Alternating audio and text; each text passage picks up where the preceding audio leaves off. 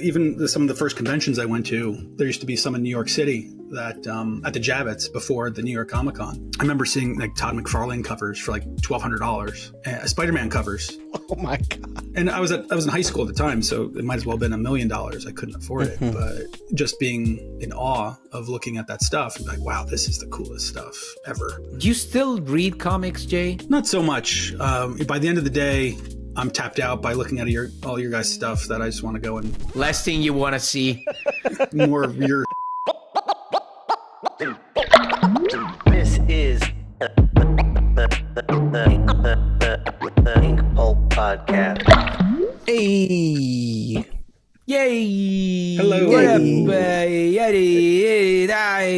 What up with you? Is that the official intro? Yeah, that's how we do. Welcome to the Inkpulp podcast with your hosts, the Fratelli Bros, and our special guest, our dear friend, our art dealer, Jason Schachter from Essential Sequential. Hey, thanks for having me, guys. Thanks for coming Thanks on, for joining Jay. us, man. I'm a big fan. I'm a big fan of your work. Of your podcast Me, work. not so much of you, but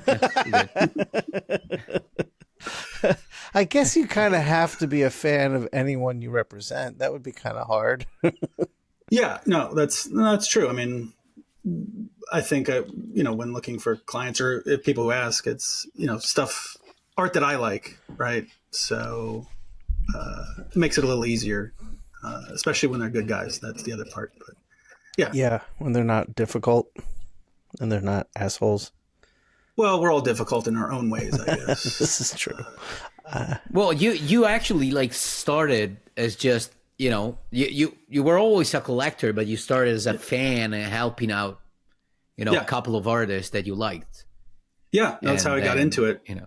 Yeah. Hey, yeah, you need some help. I was doing it for free. I was like, man, I just love going to conventions. I like sitting at the table and interacting with fans, watching the guys work. You could do it for free. You could go back to doing it for free. I tried. Unfortunately, my mortgage and but your Jewiness doesn't allow you to do it. That could be part. That could be part of it. Mattteo, there's two of us here and one of you. Oh, right. I'm a minority. Yeah. You can't tell me anything in this episode. I'm a minority. Yeah. All right. Jay, let me ask you, when you first were buying artwork before you had Essential Sequential, did you see it as an investment or was it purely a love? Just loved it. I mean, my first convention, I remember going to, there's a little Holiday Inn in Springfield, right in my hometown now.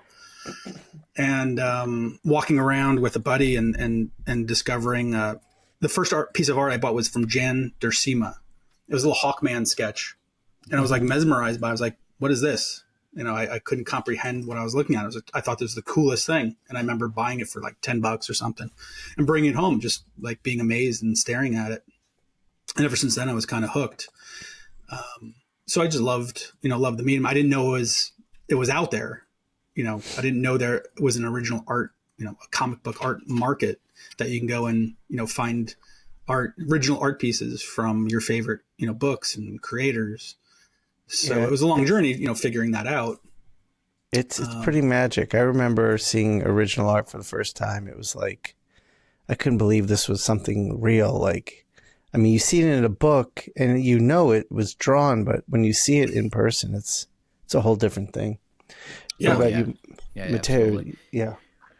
Yeah, no, absolutely. Even pages, sometimes it doesn't translate. Sometimes you see them once they're printed, and then especially now they're sometimes heavily colored digitally. Mm-hmm. You don't have a real idea. And when you see them, when you see the original art, as you said, it's a different category. It becomes something else. Yeah, it's go ahead. No, go ahead, Jay. I was going to say, even some of the first conventions I went to, there used to be some in New York City that at the Javits before the New York Comic Con. And walking down those aisles, I remember seeing Todd McFarlane covers for $1,200. Spider-Man covers. Wow. And I was in high school at the time, so it might as well have been $1 million. I couldn't afford it. But just being in awe of looking at that stuff and wow, this is the coolest stuff ever. I want to have that. Do you still read comics, Jay? Not so much. By the end of the day, I'm tapped out by looking at all your guys' stuff that I just want to go and close my eyes. Last thing you want to see is more comics. More weird. When did you think you stopped? Like, did you stop when you started? Like, it started to be your job, or you stopped earlier than that? It ebbed and flowed, I guess, a little bit. I definitely haven't been reading as much as I would like, just in general, because there's so much good stuff out there. But it's been a few years since I picked up something. Occasionally, if you come, into my place, I have a little library of books that either Klaus gave me, comps and stuff that I've been meaning to read that I just haven't gotten to yet. So I think that's on my list. I think this year to start reading some more and to get more, more knowledge and just more reading, under my belt. Yeah. Do you like? Have you ever been a real nerd though? Like reading comics constantly, being informed about every storyline, or you were more like, okay, yeah. In high school, I would go every week and buy all the Image books, Spider-Man, X-Men. It went in when I was younger. My brother, I think I stole his comic books. There was an old Marvel Treasury edition that had a compilation of Kirby and Buscema and all these older stories that I didn't know how to read at the time. I was just looking at the pictures. This is high after school. a while. Well, yeah. Before high school. Yeah. I'm still learning. That's why I don't read too much. And I liked it when I was a young child. And then I don't know what happened. I guess I wasn't into it too much. And then I remember in high school seeing Spider-Man #1 and X-Men #1 and Jim Lee and McFarlane and that stuff. And that just kind of drew me back in. And then I was going every week and buying I remember buying the Death of Superman. Everyone had 10 copies of those, right? So I picked up one to read and the rest to put in the long box. And getting into then college, not having a lot of money to spare on comics and stuff, that kind of dwindled a bit. And then learning about and getting back into the art and convention stuff, going back to conventions, it got me back into, I don't say reading it, but at least picking up some different books, more graphic novels, I guess, and then getting more back into the art, the art part of it, which to me was a lot more fun and a lot more collectible. Having one original art page from a book seemed to make more sense than an actual comic that was, they made 50,000 copies of or 1 million copies of. Okay, I see what you're saying. So so you got into collecting art just out of the love of the art. Has that changed for you? Do you think more as an investor now, or is it purely still the passion? No, there's passion there, but over the years, as art's become more expensive and the pieces that I like from the guys I like, it seems to be, I don't know what the word I'm looking for is.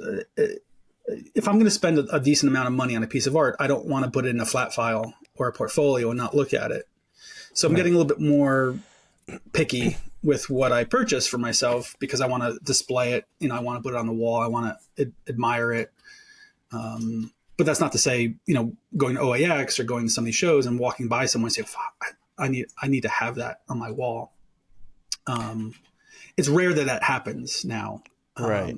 Because it's become a different thing where it's a lot more money, to buy stuff that might be, I don't say higher end, but you can see all these flat files here. It's a lot of stuff. So yeah, I've seen you have a lot of amazing art in your house. So I'm lucky enough. How much do you think you have behind your back? Have you ever tried to do the math more or less? We're working on the inventory now, as a matter of fact, so that it's accurate. So I can tell you, I have X amount of Mattteo stuff here, and it's all of these pieces, and this is the whole value that I have in this file, in this portfolio. We had some issues when we moved platforms that some of the data didn't transfer correctly. So we're doing it again. But yeah, that's, if nothing else, just for insurance purposes, with the fires in LA, with, all the stuff that's happening, I want to make sure that if something does happen, that everyone is able to, be made whole. But my own collection, I try not to go too crazy with that. because if nothing else, when I die, I have to leave all this shit to Mo or someone, and they're gonna have to deal with it, right? Or to me, or to you, maybe, or to Aaliyah. I think I'd rather give it to Aaliyah. He's nah. Give it to me. I've earmarked a few pieces for better friends hands. yeah. No, so it changes over the years. Looking back at my collection, what are things that I would like? Jack Kirby piece, great. Jim Lee piece. I've got a Jim Lee, awesome. I used to have a McFarlane piece. He was one of my favorites, and my car broke down, so I had to sell it, and that sucked. So there's a Mattteo piece that I've been waiting on for about 15 years man. now. So I was thinking about it like the other day. I swear I keep thinking about it. Like sometimes I'm there like smoking a cigarette. I'm like, I still had to make that piece for Jason. What do you owe Jason? we talked about Batman, right? It was it was your thing. I don't know if it's still your thing. Harley and Poison Ivy. I still owe Jason that too. Yeah. Like you, I'll sit down like when I'm really busy. I'll be like, "Fuck, I gotta get that thing for Jason." By the way, when you said that you're gonna give the stuff to Aaliyah, that you rather give it to Aaliyah, you just reminded me of a funny thing that happened. This was a few months after my son was born. So I have a good friend and a big collector, and he always buys, and whenever I have a book coming out, he always buys stuff. And I remember he was planning on visiting. So he was coming here to Parma and see me for a weekend. And he sent me, before leaving, he sent me a picture of like a big double spread by Simone Bianchi. He loves, probably Simone is it's probably his favorite artist. Mm-hmm. So he sent me this this picture of a Simone Bianchi piece. And I was like, oh, that's great. That's awesome. Well, and he was like, yeah, I'm bringing it with me because this is for Aaliyah. And I was like, okay. But I was so dumb. Like, I wasn't thinking about my son. I was thinking about Aaliyah Bonetti. I was like, all right. Like, I didn't know that Aaliyah was a fan of Simone. Maybe you had an arrangement that you previously. All right. So, he's going to give it to Aaliyah once he's here in Parma. Because Aaliyah Bonetti was supposed to be meeting with us that weekend. So until he brought the page, I was like, yeah, so he's going to give it to Aaliyah Bonetti. Yeah, okay. And then he came to my place and he gave it to me.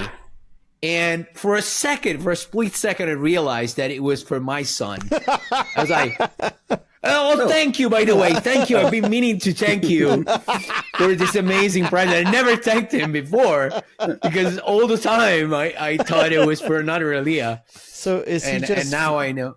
Is he just finding out now that this whole time he thought he probably? Thought I don't think he watches the podcast,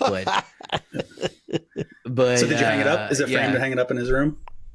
It's still in my drawers. I have big drawers, the same as you have. So I have a bunch. Like I have at least like 40 or 50 pieces that still need to be framed. So it's still that's there. Cool. But that's very nice. the good thing is that there's a Spider-Man in there, and Aaliyah is a lot into Spider-Man now. So it's hopefully he doesn't lose the passion for Spider-Man. So are you putting stuff aside for Aaliyah? Do you guys put stuff aside for your kids for legacy, for down the road? Do you care about that? No. As he gets older, I mean, it's right now. It's not a concern. He's too little. It's 3. I don't want to. It might not even like comic books at all, and if it doesn't, I don't care. Like it's not his job as a son to have the same passions that I have. And we always say, even to my parents, like sometimes they're like, so are you building up a fund, like a trust fund for him and stuff like that? And my girlfriend and I were like, no, we don't know how this guy's gonna turn up to be. Like, maybe he's gonna be an asshole and not gonna, put aside a lot of money for him, and then it's gonna turn out to be like a drug addict or stuff, and it's gonna, have all of a sudden like, oh, here's $50,000, €50,000 that I can use on drugs and fucking die, That might be fun. But I guess it's a little different, though, in Europe, right? Because your schools are paid for, your healthcare is paid for. Yeah. In America, having these assets for your kids down the road is a benefit, for college, for, whatever reason that might. Yeah, no, absolutely. They'll eventually they'll turn out to be that, but I'm not doing it for that now. Like it will happen naturally, though. I'm not thinking I'm just buying whatever I like for myself, and then eventually, it's hard, so it never, it doesn't. That's how it lose starts. its value. Yeah. You buy what you like, or you trade, and 10 years down the road, that cover that you bought is now worth $50,000 or something crazy, and you're able to then help him pay for school or a wedding or whatever the case may be. That's true. Yeah. I don't know. Like, I don't think about it right now. Like everything that I buy, it's something that I wanna, as you said earlier, it's something that I would love to be framed on the walls. Right. And that's why I'm not like, I don't share the same taste that collectors have normally. Like the stuff that I like, I probably spoken about this before, but the stuff that I like is normally like a collector would never buy it, because sometimes I like something for a small detail on a corner, and then collectors love the polished piece that's perfect. I fucking hate that. Like, I love a piece when I can tell there's patches and corrections and stuff and whiteouts. The process of it, that kind of stuff. Like the building blocks of how it comes to be. Yeah. What do you like do you collect stuff, Shawn? I know, you've traded stuff in the past. Like, what do you look for when you? Yeah, I've got a lot of good trades that I've done, but again, like Mattteo, like that's been trades with artists I love and just want their work to have and look at and study. But now that my kids are older, now that I'm old, everything I've been doing to get to a point where I don't need freelance so much, I am going to be very pickier about what of my own art I put out there for sale. Because if I feel like it's something that like over time could bring value, that could go up in value, then that's some stuff I'll probably hold back for my kids to inherit and use. I mean, they're at an age now though where, they're not. I think they're safe from having the nightmare children. Scenario of Mattteo. They're not drug addicts. they're not going to sniff away the Don't art. Speak too early, brother. They're still young. They're good kids though, so they seem to have their heads on straight. That's what I mean. Yeah. Next thing you know, like 5 months from now, Zoe's on the corner of a street, like selling her body for crack. Well, let's be honest. She's way smarter than that. She'll have an OnlyFans and she'll fucking kill it. And then she'll be, we'll be going to her asking her for money. Oh, no, we're talking about my daughter's OnlyFans. How did we get here? Isn't it out yet? Can we share the link, Jamie? Can you put the link in the description? But to answer your question, Jay, it is something I want to start doing at every show, is getting a piece of artwork I like, just to build my collection. Yeah. I mean, that's just how it is, right? It takes some time to get to a certain point, but regardless, and people ask me quite frequently, like you had mentioned, did you buy for investment or whatever it is? And I've always told people, just buy what you like, and you won't go wrong with it because you'll love it. And if it goes up in value, perfect. If not, you're stuck with something that you love. But yeah, because I'm curious to hear what you guys think about this. I've noticed, like, used to be most of the people that were buying artwork from me, and I assume most of us, they were big fans of the art, and they wanted that piece like you wanted your art because they loved it and they just wanted to hang it. But lately I've come across a few collectors who it's all just an investment to them. And like, to me, I don't enjoy selling art to that type of mindset. I mean, not that I would prevent a sale from happening, but I just feel it doesn't feel good. No, I get what you're saying. For me, I find the most joy out of my job is when a collector buys something from us that they frame and hang on the wall immediately, and they just fucking love. And that's kind of the goal, is to, pair up the artist, the collector, with that piece of art that just makes them happy. Because they're guys now, they dissect the market. It's like a stock. Yes. They're assets, Yes. right? So they're looking at auctions, and they're looking at, history of values and sales, and saying, okay, well, they're even going into groups and buying groups and pooling their money and saying, okay, well, some of this art now is 100,000, 200,000, or more. How can one person afford that? So they'll make these, groups and just pool their money, and then hold on to it, and then look to sell it, and then, make a profit that way. And it's, it's fine. I get, there's different ways of doing it, but it seems strange to me because I've always, maybe unrightfully so, being a little bit not say greedy, but I like to have that art because it's mine, and I can hang it on the wall, and I can. Sorry. Yeah, that too. What about you, Mattteo? Do you have any feeling either way? No, I actually wanted to ask, I got experiences of people, meeting a person at a show and they buy stuff. So, and I stop, especially if they buy expensive pieces. You want to, be thankful and not just be all business, and, talk to them and, and show them your appreciation for the support they're giving to you. And then a week after seeing them, I see they're flipping already the stuff that they bought. Maybe they bought 3 covers. So, for me, it's already a good show if somebody buys 3 covers, because we're talking about, I don't know, $6,000 already. Mm-hmm. So it already, it doesn't make my show entirely, but, almost. Right. It's so helpful. it's I can see it immediately. When somebody does it grabs my attention, and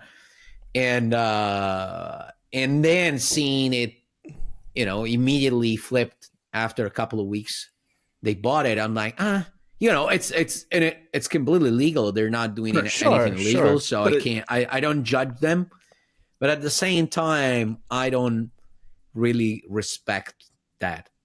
Yeah. I'm like, but I wanted to ask Jason, do you, what happens if you recognize, I don't know, I'm sure that happens to you as well. If you see a client that buys, I don't know, 10 grand worth of stuff, you probably remember his face, all right? Yeah. So, and probably you remember what they bought.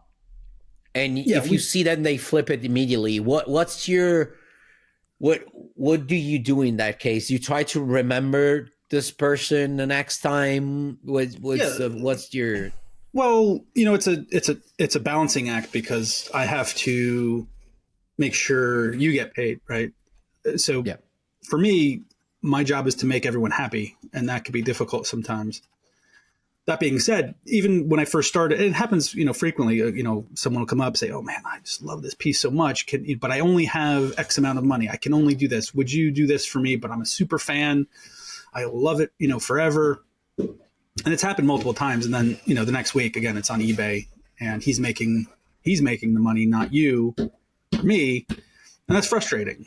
So, it's a little bit of a balancing act to try to make everyone happy. I'll keep an eye on that. And the next time the guy comes around, I'll be like, listen, here's the price. If you want to buy it, cool. If not, that's fine as well. But at the end of the day, my job is to help you guys make money. So, we try to be aware. And even with those guys, most of the guys the collectors are aware that, this is how you feed yourself. This is how you pay your bills. This is how you pay the mortgage. This is, you don't have a retirement account. You don't have, all these perks and benefits that, corporate, employees do.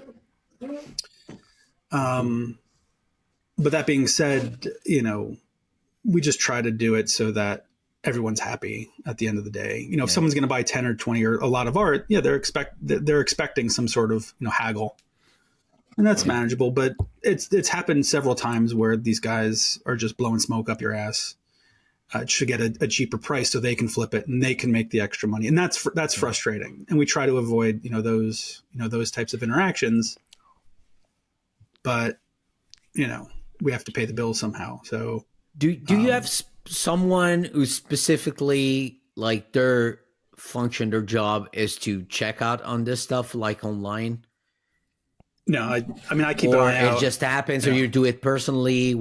It just happens. It's just usually it's I don't say obvious, but I check eBay, and Comic Art Fans always posts different sales that are going on, so it's easy to keep track of, when someone buys something at OAX, they'll pop it on Comic Art Fans usually pretty quickly, or on eBay. Yeah. So, I have search functions on Google and eBay that'll show me, okay, here's a list of Klaus Janson listings. Here's a list of Mattteo Scalera listings. Mm-hmm. So I'll try to keep track of, okay, where's the market at? What are Matteo's covers going for, to try to be in sync with, what the market goes. If it goes up, if it goes down. But, it's funny. I always say, and I was taught to me that, art is, the art value is only worth what you can get for it.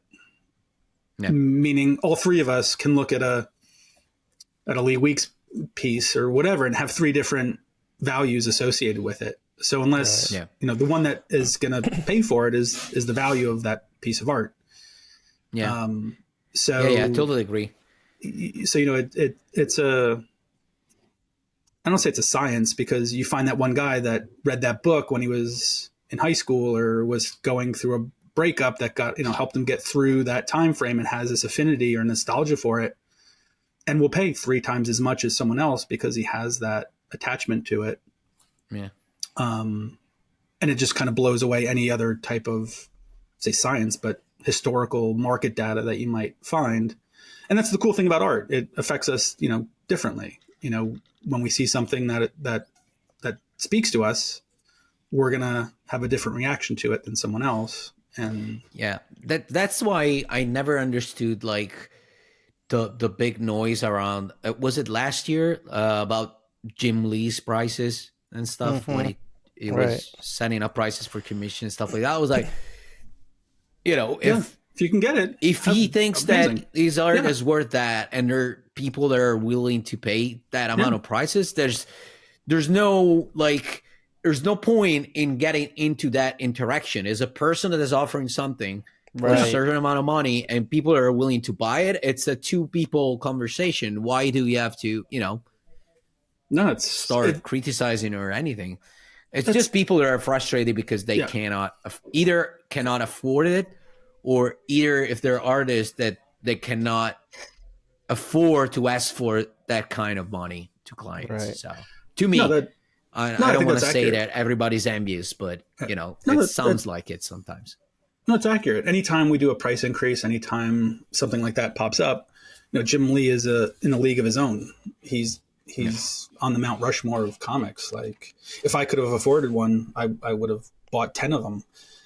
As a matter of fact, back in the day, they were $2,500, and I couldn't afford it then. But it is what it is. Adam Hughes had some drama on his boards because, prices were out of the range for some intro collectors or people don't have, funds to pay for it. It doesn't make sense to me to shit on it just because you can't afford it or you don't see the value in it. Obviously other people are, but that's just people complaining online about, they just like to complain. That's what they do. Yeah. That's what the internet's for. And, it should be happy for those guys that they can get those types of money, that absolutely. type of price for their art. It's, if Picasso was still around, you think, these people would still be complaining, $18 million for a piece. Well, that's what his value is. You don't like it, then buy a print, buy a comic, buy a million other things that aren't, an original hand-drawn piece. What up, gangsters? Hey, what's going on, guys? Yeah. I'll call you back. Call you back in a second, okay? Just. Hey, Shawn. Yeah, nothing special.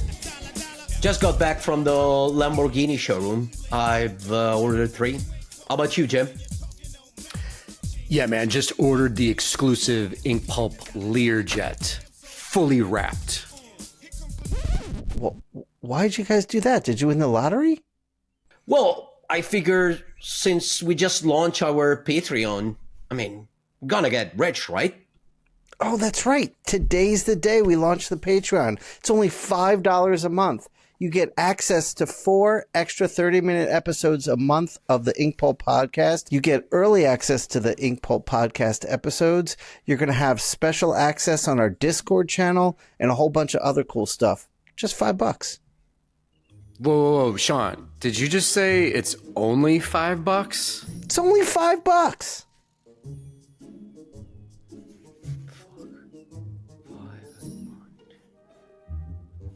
Shit. I gotta make a phone call. Sorry, guys. Yeah, Joey, go ahead and cancel that Learjet order. Not gonna happen. Definitely need the full refund.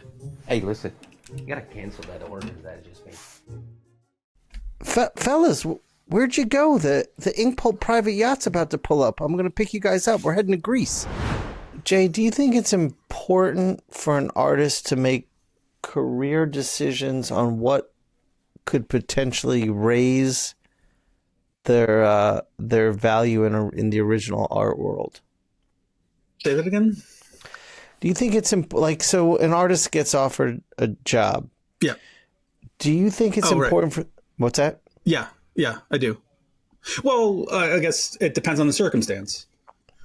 You know, you and Mattteo have been around a bit, and your circumstance might not be the same as someone who's just trying to get into the business or might have bills or, you know, whatever their circumstance is. But as a commercial artist, I would figure that you would want to work on those projects that give you a higher profile that then leads to other jobs or an ability to sell the originals for that much more. That's just how I would assume you would think about it. However, in conversations with you guys,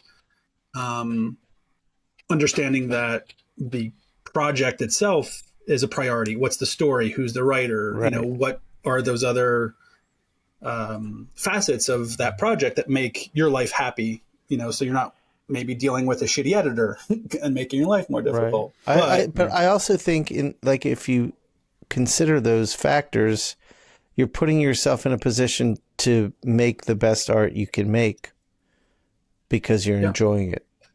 Yeah, no, it's a different perspective, I guess, for me as an art dealer. Yeah, saying shit. Well, if you could work on Batman or your create your own project, well, duh, you should work on Batman. You know, not only is it a higher profile gig, the art sales will be better, the royalties will be better, all these other things that are financially motivated is a positive. But working on your creator project is something that you've wanted for 10 years that you can now accomplish without having the hardship of, you know, the financial hardship, I guess, of where you might have been 10 years ago. So I understand that part of it, but you know, I guess it's a balancing act to what will make you guys happy and lead to the next project or lead to the next gig or lead to that's a good thing to talk about. Mattteo, so that leads me to a question for you. How much, I mean, just a wild guess percentage, how much of Black Science do you think you've sold?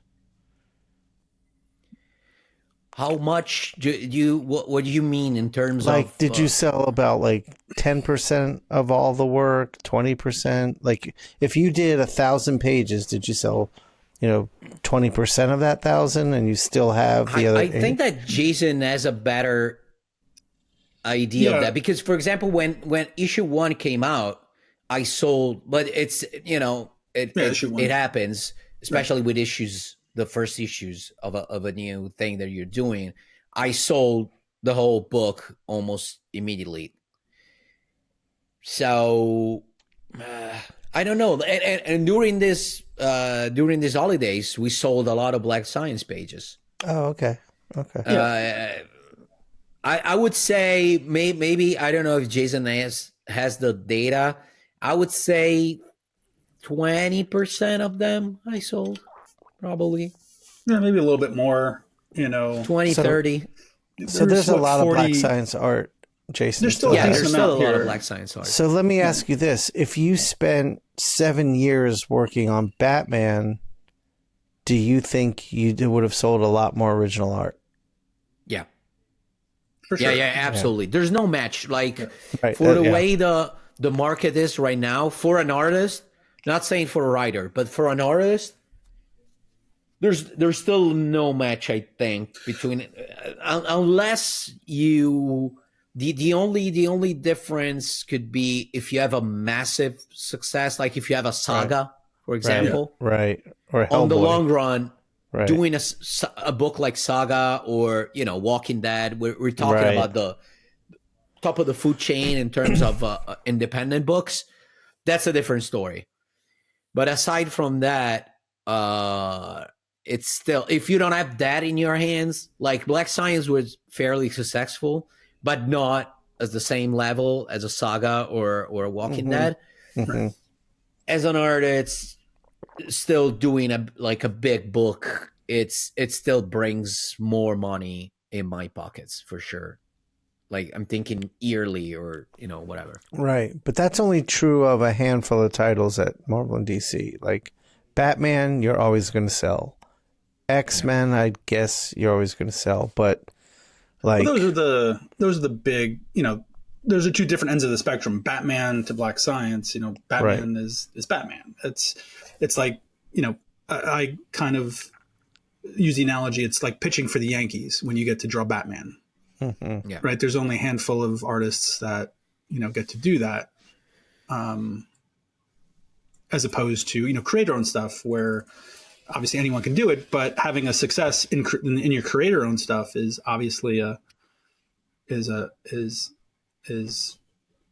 well, it's the right adjective. It can be not only productive but financially rewarding because you don't have all those other bells and whistles that you need to do. So if you're selling 40,000 copies, that's pretty darn good. Mhm. But That's Batman, great. you're selling 100,000 or 200,000 copies, and they're in print for 20 years. Right. Yeah. I mean, would you, if you had to do it over again, Mattteo, would you do it the same way? Yeah, I would still do Black Science, yeah, for sure. The only Yeah. thing that I would change is that, and I don't know if I've ever spoke about this, and this is purely like a business thing. You'd get rid But- of Rick. That's what you change. Yeah, and fire Jason Yeah, immediately. yeah.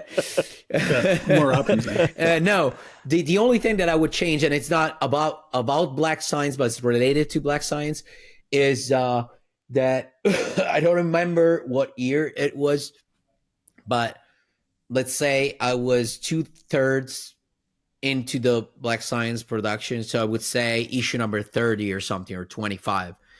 So I got asked by Mark Millar to do a book with him. Mm. I I remember this. Initially, I said yes, and maybe I already spoke about it. If I did, sorry to the audience. But No. So initially, You I said yes. Then I realized that I was debating internally because it would have meant doing two monthly books at a time, which was something back then that I promised myself I wouldn't do ever again. So at the last second, I said, you know what, let's wait until Black Science is done. I'm going to be done with it in like a couple of years, which happened. Like we did Space Bandits after that. But in the meantime, what happened was that he sold, All of everything that. to Netflix. And, You missed out on I know more or less how much Yeah. the artist made out Yeah. of those deals. So But, what are you going to do? That's just timing. It's the universe. no, I'm not. I'm not, ruminating on it. But it's something that sometimes you think like, That would have been nice.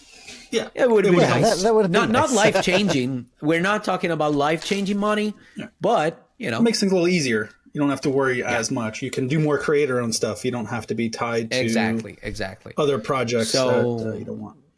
So again, it was, but in terms of doing Black Science, yeah, I would do that. I would absolutely do that again. Yeah. And it also helped me understand a little bit more about the industry and how things work, because, you know, every year they give you, you know, the Excel files with all the sales, where the money went, where the money came from, where the money was spent, and everything. So, well, you have to learn. That's another learning curve of the business side of art, which is, well, I find it interesting, but it's something that until you get into it, you're not aware of. Nobody's teaching you that that's part of the job.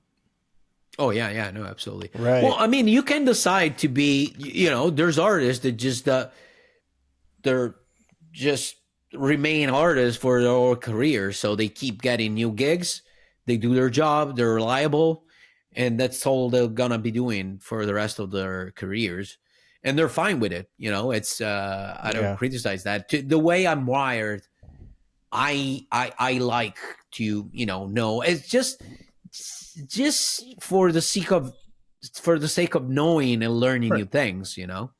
And that's what I'm doing with my book now. That's it. Aside from proving to myself that I can write and draw my own thing, is also it challenges me on how to learn more about the industry as well. So yeah, Jay, I'm curious because there's so many artists now that are working digitally.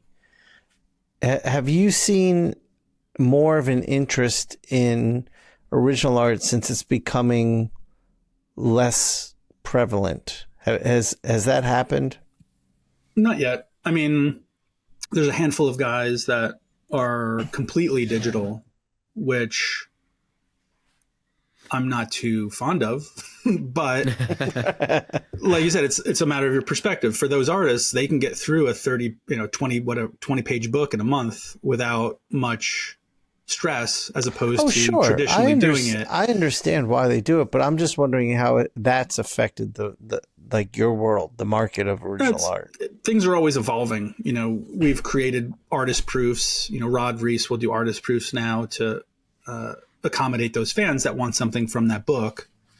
The downside is they're not as expensive. Well, I guess it depends on how you look at it. For the artist, it's not as expensive as a traditional, you know, hand done piece. But for the collector, it's a little less expensive than what they normally would have had to pay for it. So they're getting, you know, like I said, trying to make everyone happy is the hard part. So right. I think it'll evolve as blockchain. And I know people don't want to hear about that, but I think that's kind of where the future is in authenticating and creating provenance. And as digital becomes more the norm, there's going to be a need for a way to make it to what is it? Well, to tokenize it, but to make it more collectible. And how do you do that? Well, if there's only one of them, how do we distinguish that that's the one? And I think that that's how things will be down. So do you see like traditional art, because of that interest, growing for it and value rising? I think so, but things change. You know, fans' appetites will change over the years. It'll go from, you know, you look at what people collect. They collect shoes, they collect art, they collect coins, they collect stamps, they collect, you know, Mattteo collects underwear. I don't know why he does it, but whatever. It's used whatever underwear. makes you happy. Yeah. By minors in Japan. Well, you got to be careful. I shouldn't have told it on the podcast. Dude, don't and you got to grade those, you know, so there's markets for all this stuff. Yeah. Yeah. So, you know, I think there'll always be fans for hand-drawn, you know, pieces that artists create, you know, by hand for sure. I enjoy it, but who knows, the next generation of comic fans who are reading stuff digitally on their iPads and all the art that's created is being digital, then how do they make how's there a market? What's the market for it? And someone's going to figure out a way to do it. I know whether it's digital frames and, you know, using blockchain technology, who knows? Right. I kind of feel that that's going to happen, especially with more artists going digital. But I mean, and the reason I ask is because I want to, before we wrap it up here, I want to get into OAX. But as a segue, our podcast fans miss the third member of the show, Eric. And we've been wondering where Eric is, and we've started a little campaign where I made these animal chin stickers with Eric's face. Have you seen him? But I noticed something recently. Let me show you what I'm talking about.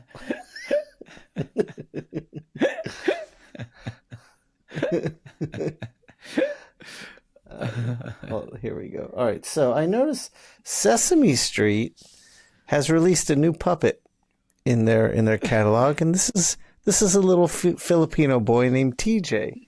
TJ's and cute. I was looking at it, wondering why it looked familiar, and then it dawned on me. I think I found Eric. He's here. Eric is wearing a wig and hiding on Sesame Street. He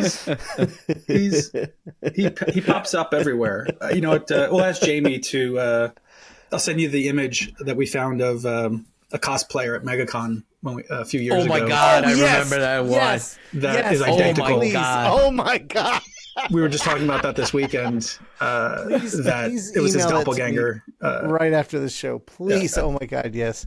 So We have to- so guys, right now. Oh my God. So Jay, just describe the picture real quick so that when it's on screen. you know, I don't know the character, but in Sucker Punch, one of the female characters has like a sailor outfit. I think she's a badass with guns and stuff or swords. And it was identical. It was if Eric was cosplaying as this female character. As they walked by, it's like, what is going on here? That was Eric hilarious. was right next to us. It's like that can't be right.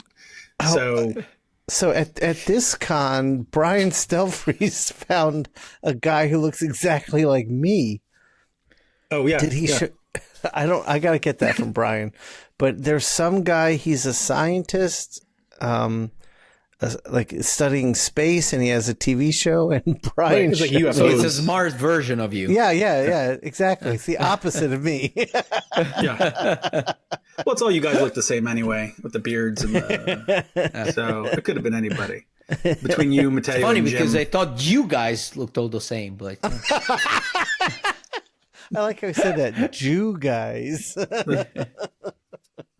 I will say, before we get into the next little thing, I enjoyed listening to your podcast, or any podcast that you guys do. But what I do is I have a gummy and I put it on twice speed, so it sounds like you guys are chipmunks. And the interaction between you guys, because I can still understand what you're saying, but it's at a higher pitch. I know where and it Matteo's goes going with through. this. now, oh my God! Like so, Shawn is already that voice.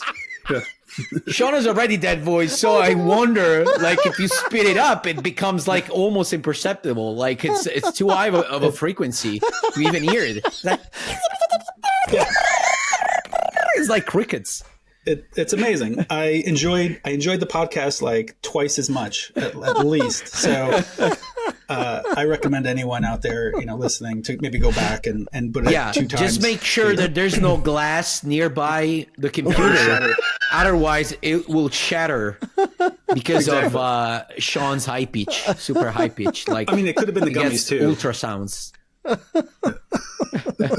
So Yeah, new ways when to- you said that, Jason, I immediately thought of Matteo's, how he impersonates me. I was like, oh my God, that's what I already sound like. So, yeah. it's pretty good, I think.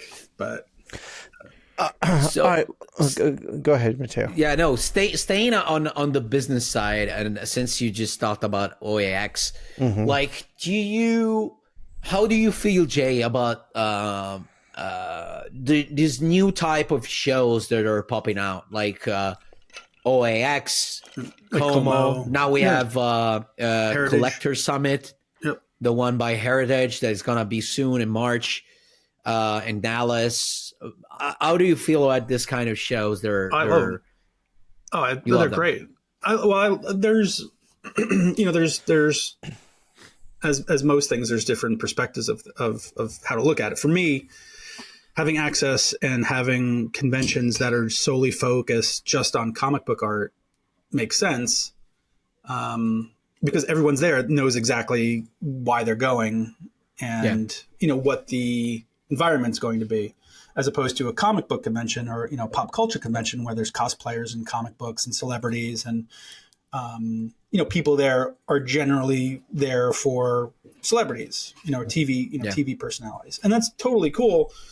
But what we found, or at least what I found, is having those people come around and at least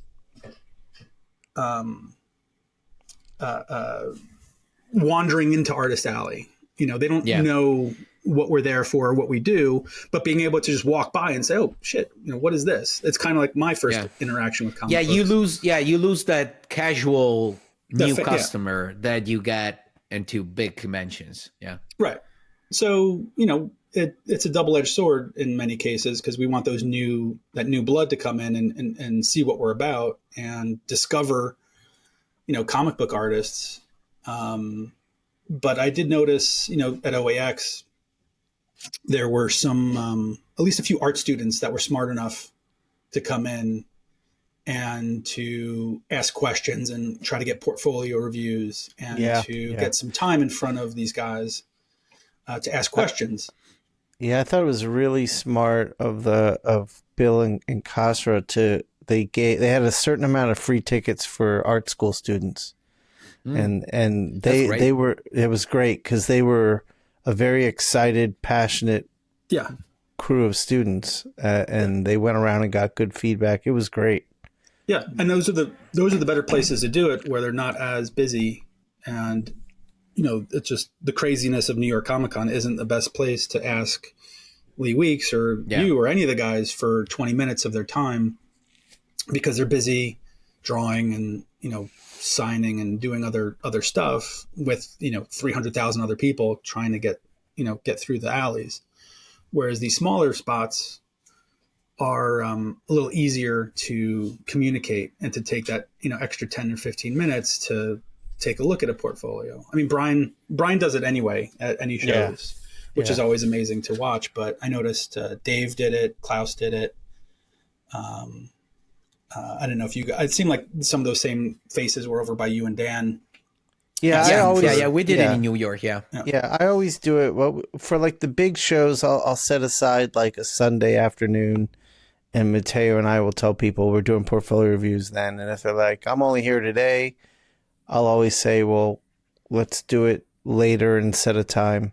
Right. But at OAX, you can just, let's do it. There's plenty of time, and it's not as stressful or, as New York or some of these other shows. So that's another reason why I enjoyed OAX, is because you can kind of breathe and relax, and everyone's not as, super stressed to get to their panel or their thing or their interaction or whatever it is. Everyone's pretty mellow.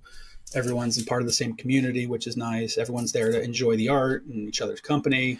Yeah, that's one thing I really appreciate about OAX is the comic art fans community are mostly very passionate people who like to collect comic art for the enjoyment of the art, not necessarily the investment. So getting to know what's that? They're there for sure. They're floating around. It's not everyone. I'm saying even the people who are seeing that this will become worth more money, there's a passion in the art. Yeah, and for sure. So getting to know that community and those people is awesome. And for them to like become big enough to have a show just for them has been great and impressive from my perspective. Yeah, from talking with Kasra, they have got a lot of plans moving forward with, streaming and their platform, all kinds of great stuff that hopefully they'll include us, down the road to be a part of. So, wish them a lot of success and in hopes that they continue moving forward and evolving. I'm going to reach out to them to see if there's anything Inkpulp can do in conjunction with the show to like give workshops to the students that are coming or something like that might be good. Yeah, I talked to Klaus Yeah. this weekend too about he wants to do art instruction at shows and stuff to interact. Who Because better? he gets a lot of students coming up asking, and he wants to, I think, be involved more with education and imparting that knowledge to to other students. So I think for Baltimore, we'll try to set something up as a art education part of the segment for the Great. weekend. That's Great. awesome. I'm looking forward to Heritage next to see how that works in Dallas. Unfortunately, won't be at Como this year. We'll hopefully be invited back next year. And it looks like there's one in New York City, as a matter of fact, that we did last year. That was nice. It was just art, an When art is that get-together. show, Jay? I saw the owner this weekend. I want to say, and I have to look. I don't know. It was March, April, or something. But it was right in Midtown Manhattan, and we took part last year with, I think, Klaus. Lee Weeks came, Anthony Marquez came, Chris and Chrissy came from Connecticut. So it was a smaller venue, not venue, but smaller attendees. Crowd. Yeah. But it was nice because it was just art collectors and people who were like-minded, looking, to enjoy. Were sales decent? They were okay. I'm trying to think. It was worthwhile. It's a quick drive into the city. It was 10 to 6. So it wasn't one of these crazy 9 a.m. to 9 p.m. Days where we want to just jump out of the window because it's a lot of work. But being surrounded by those similar minded people makes it a lot more fun to get through the day. So whether we're selling or not, at least we're chatting about art. We're interacting with fans that at least appreciate what you guys do. It wasn't, getting on a plane for 8 hours and then having to set up for another 3 hours and then dealing with fans or not fans, but attendees that are there to get free stuff or to meet Arnold Schwarzenegger or to, stuff that isn't really in our circles. Yeah. So, I mean, I don't know how many times you've been asked, but usually I get, Pumping hey, iron. where's- Yeah. Let's go pump some iron. I'll be back. That I is know. terrible. It's That is just- so bad. Just because. He's got to work on it. I was thinking for one of your shows, you should just talk in accents. One of them, you should just be, you have to ask questions and interact as Arnold Schwarzenegger. And I'll talk in a Scottish accent because Jamie hates that more than anything when I do it. So, Jay, I wanted to ask you something. So I've noticed, at least in 2024, and at least for me, so I don't know if it's a general thing, but a big, how do you say, a big increase in stuff that we sold on the website. Aside from, well, we had a nice, deal for the holidays, like a 20% off, but we've already done it in the past. And this was the first year when I saw like a difference. Like we almost sold, I don't know if I count them all, but around 50 pieces. And they kept selling even after the offer was gone. We kept selling stuff. So I was wondering, like, have you had the chance to understand where it comes from? Because I know that this year you made a lot of investments on the website. Yeah. You have, you expanded your team, so you made changes. So, but you have a clue of what exactly has changed, or maybe it's just me. I don't know. No, I mean, I got more popular. I don't know. Your sales, I think, were a bit above some of the other guys on the site. I don't know if it's, I mean, we're rebuilding the site from the last platform. So over Christmas and even now we're going through the portfolios and updating the site with new art, not new art, but it's old art that's now being displayed. So you just might be the beneficiary of, lucky timing. Obviously it's good stuff. It's not, obviously besides the quality of the art, Well, Mattteo, I got to ask you along that lines. Do you feel like, because this year you had a website for the first time with a newsletter, and maybe that helped. And the podcast, generally speaking, that's what I was wondering too. If I was wondering if because on my website you have a direct connection to Essential Sequential website. So I was wondering if that led traffic like through Instagram.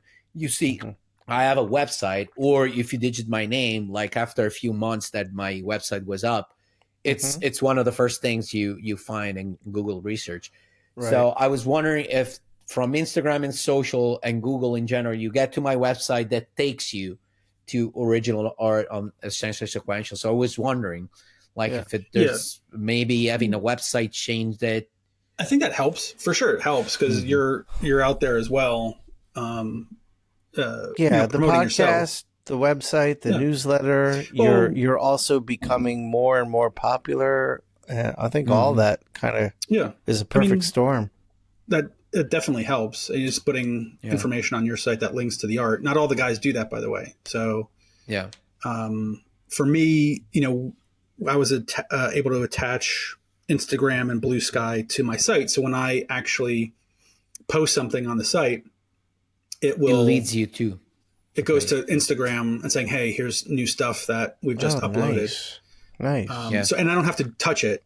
So that's also why there's some issues, programming stuff that doesn't quite work. But at the end of the day, it's going out to my 35,000 followers on Instagram and then Facebook and X. And just the percentage wise, hopefully one person will buy something from that post. But I will say, we're starting to do some marketing on TikTok. So I'm getting that slowly up and running. We're working with Marvel on some licensing stuff. So that, I think, as a whole, helps new buyers, new viewers, new fans come to the site and see, okay, here's Marvel signature art books or prints that are $20 or $30. But also, hey, what's this? There's original art hand-drawn from those books that I can buy that are $200 or $500. And, trying to get those new eyeballs on the site to look at your art is what we're looking to accomplish. And it could be, it could be a little bit difficult. Yeah. I also think that another factor is that now I'm selling the sketches and layouts. So now I have that extra product that it's, more affordable, but you still get, almost like a cover. It's smaller for sure. And it's sketchier, but it's still, sometimes it's really close to the final That's a good point. Product. So that's a good point. Because I sold at OEX, I sold all of my studies for my covers, all the small studies. I sold all the Inkpulp live drawings, which are smaller too. Yeah. So I think there's something to that. What were you going to say, Jay? The prelims, even, Tim Sales or Sean Murphy back in the day, or Eric's, or any of you guys really, I always found it interesting that those were some of the first pieces to sell. I'm assuming because the price point's lower, but it seems like fans like to see the foundation of those drawings. Yeah. So I would say that some people would actually prefer a sketch to an actual finished piece, especially if they're artists, because as we said previously at almost the beginning of the show, like there's more, especially for an artist, there's they can be more attractive because you can see what's that the behind the scenes almost, so and I mean, and there's another thing that I wanted to ask, but you kind of answered earlier, which is, do you have like strategies, goals for 2025, like new things that you're thinking about doing that you can talk about? Yeah. No, there's a lot. I mean, we've invested a lot of money on the new platform with a dedicated programmer who goes in and we find errors or new things to try to streamline the process, whether it's back end with creator stuff where when an order comes in, you get dinged, hey, Mattteo sold a piece.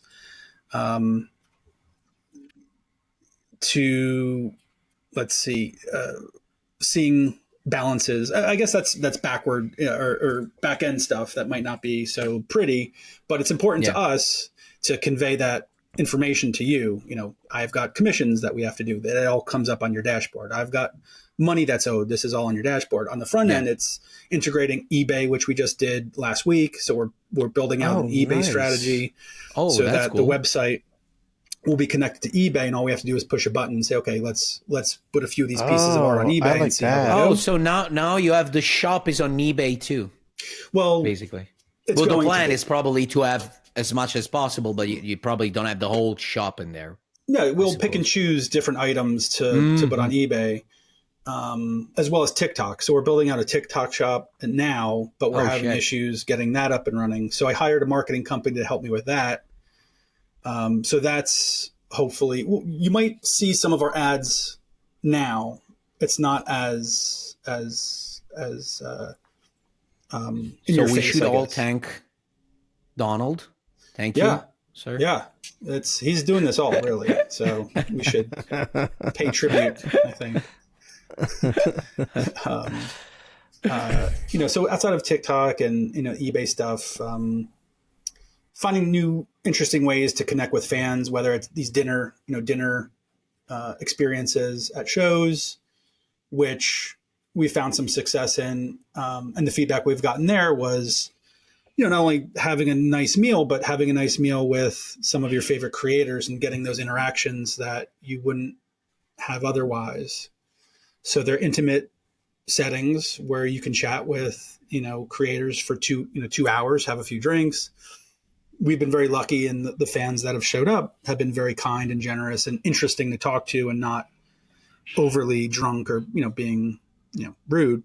So I'm waiting for that to happen. Not yet. But it hasn't happened yet. Everyone's been very, very, very cool to deal with. So, doing Shawn, stuff can like you that. make more noise, please? Oh, you can hear that? I'm sorry. I didn't think you could hear I thought that was me. They're still doing my furnace here for the next few hours. But outside of strategies, it's, working with some of these marketing companies that I think will generate more eyeballs on the website and then onto you guys. I actually have a call with some of the Marvel people in their promotion department to see how, or if there's ways to work with them to get our art into like movie premieres and stuff, or whatever, whatever arenas they have. So I'm not sure if there's a way to manage that, but it's like anything, an experiment to see what works, what doesn't work, finding ways that will generate more eyeballs on you guys, on the site, not just with original art, but at conventions, and maybe doing some of the art instruction stuff with Shawn and Klaus and some of the guys might be kind of cool to, give back to that community, as well as, make those weekends a little bit more interesting than just sitting at a table and waiting for people to come up, but to engage with other up and coming artists and students and, other collectors. And it's really just community building, I think. And that's one of the things I think Bill and Kazra and those guys, have done really well, is spending the time and effort, online and streaming and engaging with everybody, so that they're at a place where they can do, these get-togethers, and they're pretty successful. It won't be on that same scale, but I think the ultimate goal is to make positive experiences at shows and conventions that we do. So fans want to come in and hang out, see Shawn, gets fans drawing on sneakers and giving them fan art because they enjoyed the community. Oh yeah, those were awesome, man. So beautiful. It's nice, I'm on the peripheral of it, but seeing behind the table and guys come up and being fans of your show and wanting to interact and say how much they enjoy it is really cool to see that you guys are building, a community that people enjoy, and that, is a positive experience, a net positive for everybody. Hell yeah. I think that's awesome, my man. goal. Yep. And to get an original piece of art from Mattteo and Shawn. That's yeah.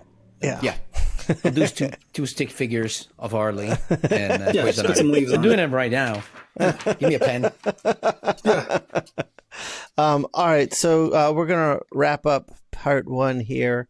Part 2 will be on our Patreon. What's part two? which is new. But all of the links for Essential Sequential are below in the description, and anything else, Jay's, whatever links you want us to put in there, email me. But I do want Jamie to do some cool animation, like my head exploding or something. I don't know. Give him all some, right, so Jason wants to be in the promo, and we're gonna do Jamie, something. put cum on his face. No. but Matteo's. It has to be Matteo's. Yeah. It's have red, my it's huge red, dick white, and green. coming down from top, and then covering him in color. YouTube is going to cover that up, right? We're going to get censored. I don't know if you can do that on this. Can you? I don't know. We keep trying. Well, then we should put. Well, Matteo's it can be a OnlyFans. pixelated dick, and we can have green stuff Just going over your face. Just getting crushed. But we should put Matteo's OnlyFans page up on there too. Then. Yeah. My feet. I can smell them from here.